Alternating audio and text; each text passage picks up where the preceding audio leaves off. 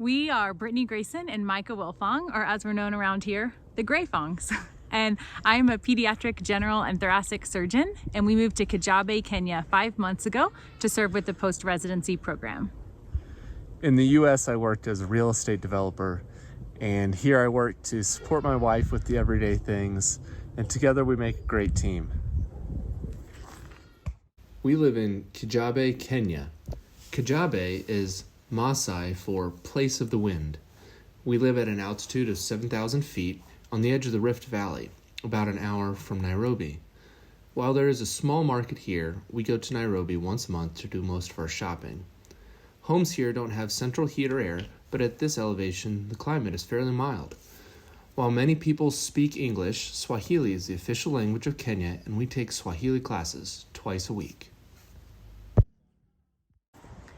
Kijabe Hospital is a 350-bed hospital that includes 90 pediatric beds, 30 beds in the nursery, and 10 operating rooms, or as we call them here, theaters.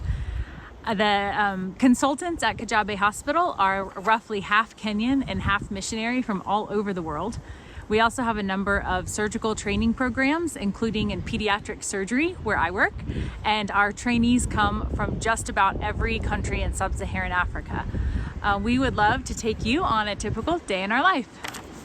Good morning. It is 6:45 in Kijabe, and because it's Tuesday, that means that Mike and I actually walk into work at the hospital together. On Tuesday mornings, I help lead a Bible study with a group of nurse anesthesia students, and it's an exciting way that I get to help participate in the ministry of the hospital. All right, we'll take you along on our walk.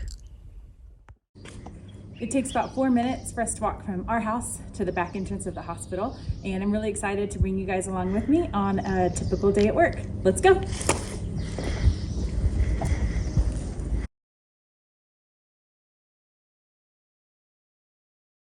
Okay, I made it to Bethany Kids or the Children's Hospital, and most mornings I'm here at 7 a.m. to meet my fellows. We have 4 fellows who are doctors or surgeons training specifically to be pediatric surgeons.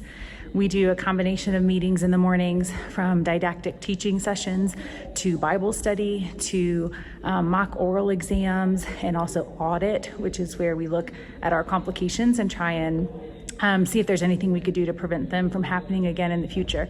This morning is a didactic teaching session, and I'm also on call this week, and so that means from Monday morning to next week Monday morning, I take all of the urgent and emergent consults and calls and do any cases that are added on and need to be done quickly. Today's also my elective operating day, so I have scheduled cases that include a thoracotomy, or opening the chest of a child who has a parasite disease called echinococcus. I'm also doing a colonoscopy for another child with a history of polyps, and then an laparoscopic first stage orchidopexy, which is a procedure that treats undescended testes that we see a lot here. That's what the day has in store so far, and we'll start with our teaching session. Our fellows are often responsible for teaching each other during these sessions. And then afterwards, we go as a group to round on all of our patients before heading to the theater to get started on operating for the day. Hello again. It's been 6 hours, and I just finished the thoracotomy, or the lung case. It was incredibly difficult, and our whole team did a really great job. So I really enjoy days like this where we can do a really big operation here in this hospital and do a really good job at it because of the team effort. So anyway, all right, so we just dropped our patient off in the ICU. And now there's a couple of consults waiting. So, I wasn't planning on this being such an atypical day, but as some of you might know, there's really no typical day for, maybe any doctor, but definitely an on-call surgeon. So heading to see a couple of consults now, and then back to the theater to keep operating.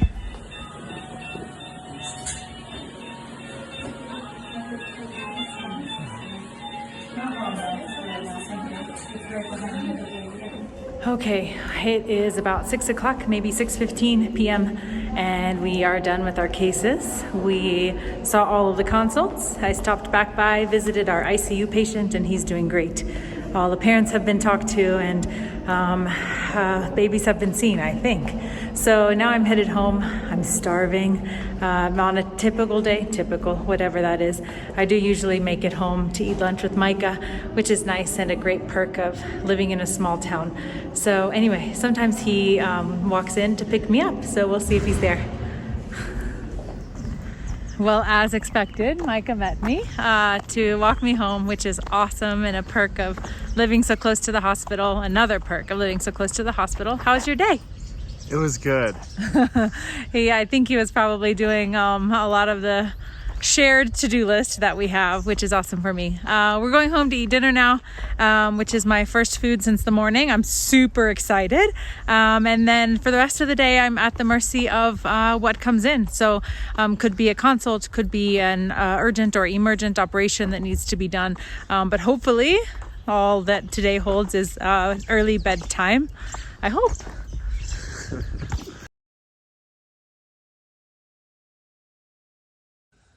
Bible study went really well today, and after that finished, I returned home. But then Brittany called and asked for a screwdriver. She was at the hospital and needed to fix a piece of equipment, so I grabbed that from home and took it up to her. And after I finished helping her with that, I had chai with the head of hospital security and got to know him better and learn about how they work to keep us safe here, both Brittany at the hospital and then, just here in our home. I'm really thankful that I have time in my day to do things like that, to be ready to go help Brittany at the hospital and support her whenever something like that comes up. And then also to meet with people like the head of security today, because we're foreigners here and we want to get to know the people in our community better and to understand who they are, and we're just so thankful for the opportunity to work alongside them and to serve them. Well, that was a day. Thanks for coming along with us. I really think I have the best job in the world, and one of the reasons why I love working in Kajabe is that it's a Christian hospital, and so I'm free to ask patients about their faith and pray with them. And in fact, a part of our surgical timeout includes praying for the patient, for their family, and for the operation we're about to do. I also really love that I get to train pediatric surgeons here. There are very few specialty trained pediatric surgeons on the continent, and because of that, the mortality rates for infants that need surgery are sometimes as high as 100 times that of the US. So I get to train African pediatric surgeons here who will spend their lives saving the lives of those infants. We're so thankful to Samaritan's Purse and the post-residency program. They did an incredible job getting to know us and our hearts and our vision and pairing us with this hospital here in Kajabe.